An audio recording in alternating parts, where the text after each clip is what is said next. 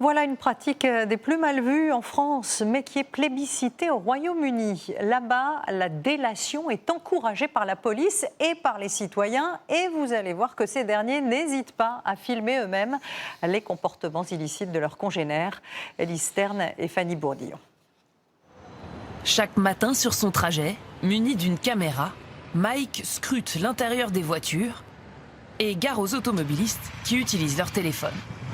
Hé, vous êtes sur votre téléphone? Je vous ai vu envoyer des messages. Aussi efficace qu'un radar, Mike les filme et les signale à la police. Nous avons des conditions uniques qui rendent cela possible. Les lois sur la vie privée au Royaume-Uni permettent de ne pas flouter les visages ou les plaques, contrairement à l'Europe. Et en plus ici, la police accepte de poursuivre ces infractions. En postant ses vidéos en ligne, il perçoit une rémunération des plateformes. Sa motivation n'est pas la notoriété, mais de changer les comportements. En Angleterre, la dénonciation des délits routiers est encouragée par les autorités.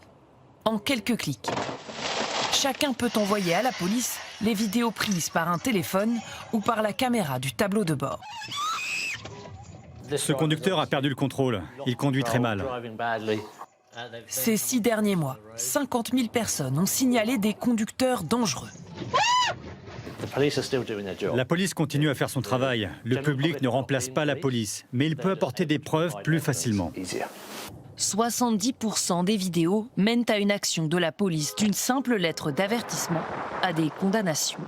Au Royaume-Uni, dénoncer, c'est faire son devoir et parfois gagner de l'argent. À Wolverhampton, la mairie récompense financièrement les balances. Car lorsqu'il s'agit de dépôts sauvages d'ordures, malgré les caméras de vidéosurveillance, la plus grande aide que nous recevons, c'est celle du public. Je dirais que les habitants de Wolverhampton sont tous de très bons citoyens. Un bon citoyen ou un citoyen motivé par l'appât du gain. Si nous retrouvons l'auteur de ce dépôt sauvage, la personne qui l'a dénoncé recevra 115 € en bon d'achat à dépenser dans la ville. En un an, la mairie a versé 25 récompenses de 115 €. Une mesure qui ne choque pas les habitants. On ne devrait même pas avoir besoin d'une incitation. On devrait dénoncer automatiquement, c'est du bon sens. Je ne voudrais pas d'argent pour rapporter. Je vous les donnerai, les bons d'achat. Bonjour, association Crime Stoppers. Comment puis-je vous aider? Ici, les appels s'enchaînent. Cette association promet aux délateurs le gros lot en conservant leur anonymat. Pour des informations sur des meurtres, les Britanniques peuvent toucher jusqu'à 22 000 €. Il y a une douzaine d'appels à témoins rémunérés en ce moment. Que ce soit des meurtres, des blessures graves, des agressions sexuelles.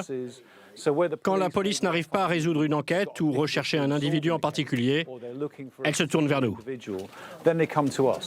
Des appels à témoins efficaces qui font avancer de nombreuses enquêtes.